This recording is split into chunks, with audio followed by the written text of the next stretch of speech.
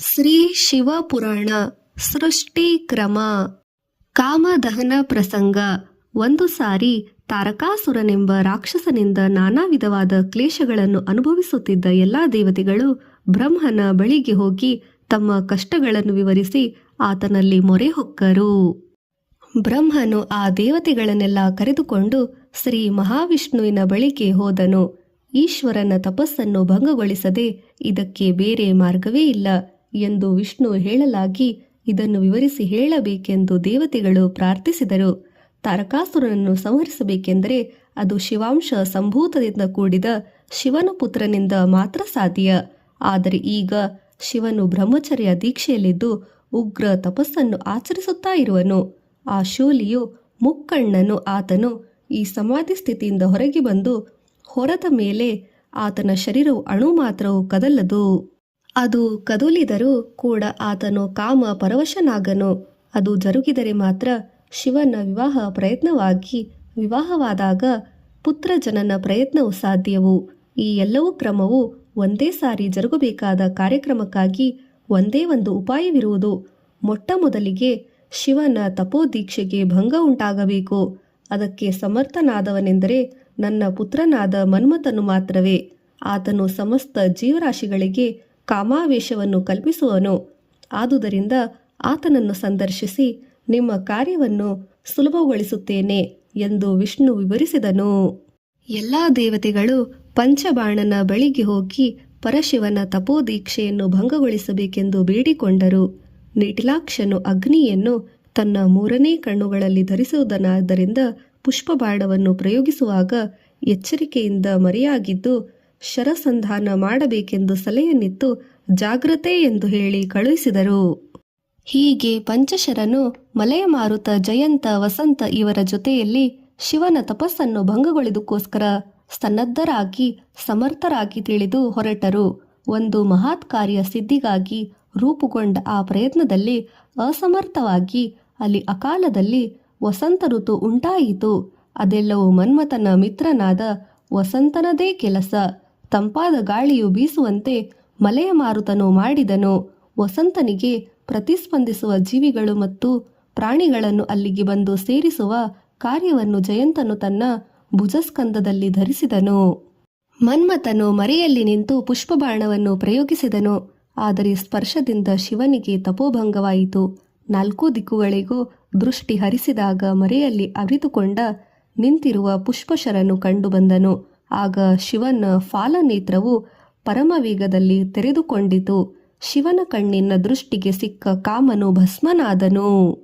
ಇದರ ಬಗ್ಗೆ ಅನುಮಾನವಿದ್ದ ಕಾಮನ ಸತಿ ರತಿದೇವಿಯು ಓಡೋಡಿ ಬಂದು ಶಿವನಿಗೆ ಶರಣಾಗಿ ದುಃಖಿತಳಾಗಿ ಪ್ರಾರ್ಥಿಸಿದಳು. ಶಿವನು ಕರುಣೆಯಿಂದ, ಇಲ್ಲಿಂದ ಮುಂದೆ ನಿನ್ನ ಪತಿಯು ನಿನಗೆ ಮಾತ್ರ ಸಶರೀರವಾಗಿ ದರ್ಶನವನ್ನು ಕೊಡುತ್ತಾನೆ.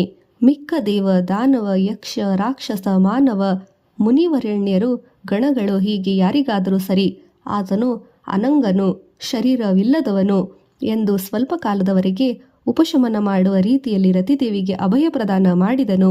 ಇತರರು ಯಾರಿಗೂ ಕಾಣದ ರೀತಿಯಲ್ಲಿ ಅದೃಶ್ಯನಾಗಿ ಮನ್ಮಥನು ತನ್ನ ವಿಧಿ ನಿರ್ವಹಣಾ ಕಾರ್ಯವನ್ನು ಮಾತ್ರ ನಿರ್ವಹಿಸುತ್ತಾ ಇರುತ್ತಾನೆ. ಆ ಪ್ರಕಾರವಾಗಿ ಮಾರಣ ಶರೀರ ಭಸ್ಮವಾಗಿ ಆತ್ಮಜ ಭಾವ ನಶಿಸಿದ ನಂತರ ಪ್ರಪಂಚದಲ್ಲಿ ಸಮಸ್ತ ಜೀವರಾಶಿಗಳು ಆತನಿಂದ ಕಾಮ ಮೋಹ ಪರವಶರಾಗುತ್ತಲೇ ಇರುತ್ತಾರೆ.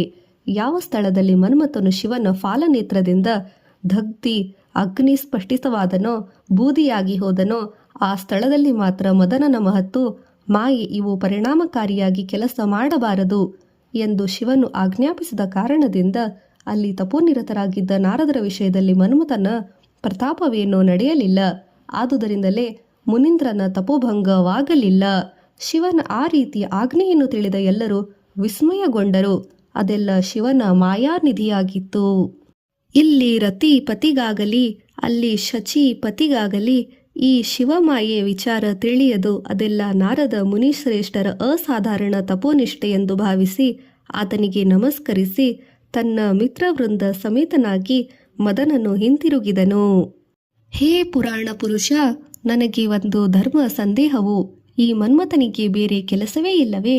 ಯಾವಾಗಲೂ ಪುಷ್ಪಬಾಣಗಳನ್ನು ಹೊತ್ತು ತಿರುಗುತ್ತಾ ಅವನು ಯಾರ ಮೇಲೆ ಪ್ರಯೋಗಿಸಬೇಕೆನ್ನುತ್ತಾನೋ ಸಂಚರಿಸುವ ಕೆಲಸವೇ ಆತನಿಗೆ. ಸನಂದನನೆಂಬ ಒಬ್ಬ ಮುನಿವರೆಣ್ಯನು ಕೇಳಿದನು. ಅದಕ್ಕೆ ಸೂತ ಪುರಾಣಿಕರು ಈ ರೀತಿ ಹೇಳಲು ಪ್ರಾರಂಭಿಸಿದರು. ಒಳ್ಳೆಯ ಪ್ರಶ್ನೆ, ನಿಜವೇ. ಆದರೆ ಆತನಿಗೆ ನಿಯುಕ್ತವಾದ ಕೆಲಸವೂ ಅದೇ ಅಲ್ಲವೇ? ಆದುದರಿಂದ ಅದನ್ನೇ ಆಚರಿಸುತ್ತಾ ಇರುವನು. ಮಹರ್ಷಿಗಳೇ, ಆಸಕ್ತಿ ಅಧಿಕವಾಯಿತು. ಮನ್ಮಥನ ಆವಿರ್ಭಾವವನ್ನು ಕುರಿತು ಆತನಿಗೆ ಆ ಪದವಿಯನ್ನು ಕೊಟ್ಟ ರೀತಿಯನ್ನು ಕುರಿತು ಪುನಃ ಪ್ರಶ್ನಿಸಿದರು. ಅವರೆಲ್ಲರೂ ಸಂದೇಹಗಳನ್ನು ಪರಿಹರಿಸಿಕೊಳ್ಳಲು ಸೂತ ಮಹರ್ಷಿಗಳು ಮನ್ಮಥನ ಕಥೆಯನ್ನು ವಿವರಿಸಲು ಉತ್ಸುಕರಾದರು. ಮನ್ಮಥನ ಕತೆ. ಒಂದಾನೊಂದು ಸಮಯದಲ್ಲಿ ವಿಷ್ಣುವಿನ ಅಂಶದಿಂದ ಒಬ್ಬ ಕುಮಾರನನ್ನು ಸೃಷ್ಟಿಸಬೇಕೆಂದು ಸಂಕಲ್ಪಿಸಿದ ಬ್ರಹ್ಮನಿಗೆ ಆತನ ಹೃದಯ ಸ್ಥಾನದಿಂದ ನವಯೌವನ ವಿಲಾಸಿನಿಯಾದ ಒಬ್ಬಳು ಕನ್ಯೆಯು ಆವಿರ್ಭವಿಸಿದಳು. ಆಕೆಯ ಹೆಸರು ಸಂಧ್ಯೆ. ಆ ಸಮಯದಲ್ಲಿ ಬ್ರಹ್ಮನ ಮಾನಸಪುತ್ರರಾದ ದಕ್ಷ, ಮರೀಚಾದಿಗಳು ಅಲ್ಲಿಯೇ ಇದ್ದರು.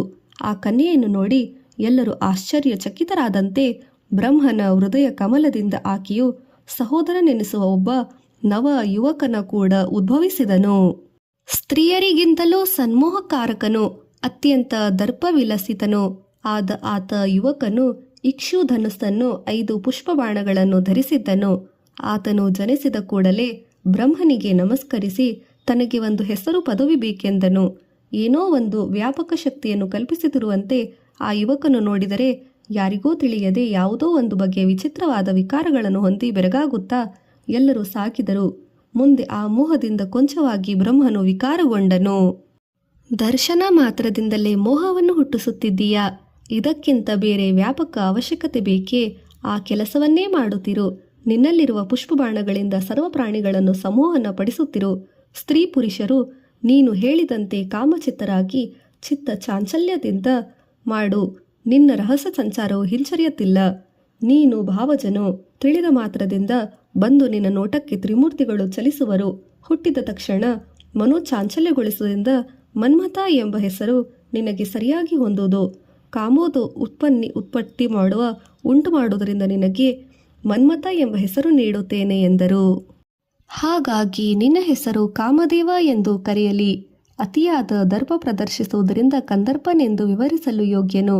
ಮದನ, ಪುಷ್ಪಧನ್ವ, ಮಾರ, ಸುಮಶರ, ಪುಷ್ಪಚಾಪ, ಪಂಚಶರ, ಸ್ಮರ, ಮನಸೀಜ, ಆತ್ಮಭೂ ಇವೆಲ್ಲವೂ ನಿನ್ನ ಹೆಸರುಗಳೇ ಎಂದು ಅಲ್ಲಿ ಸಭೆಯಲ್ಲಿದ್ದ ಎಲ್ಲರೂ ವಿವಿಧ ರೀತಿಯಲ್ಲಿ ಮದನಕುಮಾರನನ್ನು ಹೇಳಿದರು.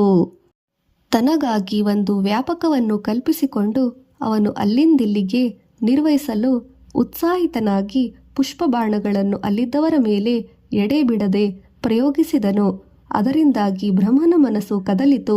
ಮನ್ಮಥನ ಜೊತೆಯಲ್ಲಿ ಜನಿಸಿದ ನವಯುವತಿ ಕುಸುಮ ಕೋಮಲೆ ಬ್ರಹ್ಮನ ಮಾನಸಪುತ್ರಿಯ ಮೇಲೆ ಸರ್ವರ ದೃಷ್ಟಿಯು ಕೇಂದ್ರೀಕೃತವಾಯಿತು. ಆ ಅವಸ್ಥೆಯಲ್ಲಿ ಬ್ರಹ್ಮನಿಗೂ ಕೂಡ ತಪ್ಪಲಿಲ್ಲ. ಹೀಗಾಗಿ ಅಲ್ಲಿಯೂ ಸಹ ಘೋರವಾದ ತಪ್ಪು ಜರುಗುವ ಮೊದಲೇ ಧರ್ಮದೇವತೆಯು ಸಕಾಲದಲ್ಲಿ ಸ್ಪಂದಿಸುವುದರಿಂದ ಎಲ್ಲವೂ ಸರಿ ಹೋಯಿತು. ತಕ್ಷಣವೇ ಅಲ್ಲಿ ಮೃತ್ಯುಂಜಯನನ್ನು ಪ್ರತ್ಯಕ್ಷವಾದನು. ಬ್ರಹ್ಮನನ್ನು, ಆತನ ಮಾನಸಪುತ್ರನನ್ನು ಮೊದಲಿಗನು. ತಮ್ಮ ತಮ್ಮ ಸ್ಥಿತಿಯಲ್ಲಿ ವರಸೆಯನ್ನು ಮರೆತು ಕಾಮಿಸಲು ಹೋದ ಎಲ್ಲರಿಗೂ ಕಾಮ ಸಂಹಾರವನ್ನು ಮಾಡಿ ಮಹಾದೇವನು ಅದೃಶ್ಯನಾದನು. ಇದರಿಂದಾಗಿ ಬ್ರಹ್ಮನಿಗೆ ಅವಮಾನ ಅಧಿಕವಾಯಿತು. ಅದರಿಂದಲೇ ಸ್ವಲ್ಪ ಸೃಷ್ಟಿಯು ಜರುಗಿತೆನ್ನಬಹುದು. ಆ ವಿಚಾರವು ಅಲ್ಲಿ ಅಪ್ರಸ್ತುತ. ಶಿವನಲ್ಲಿ ಹೇಳಿಕೊಳ್ಳಲು ಬದಲಾಗಿ ಲಜ್ಜಿತನಾಗಿ ಮನ್ಮಥನು ಪ್ರಸರಿಸಿದನು.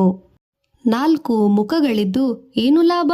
ಮಾನವ ಹೋದ ಮೇಲೆ ಈ ಮುಖವನ್ನು ಹೊಂದಿ ದೇವತೆಗಳಿಗೆಲ್ಲರಿಗೂ ಹಿರಿಯನಂತೆ ಯಾವ ರೀತಿ ವ್ಯವಹರಿಸಲಿ?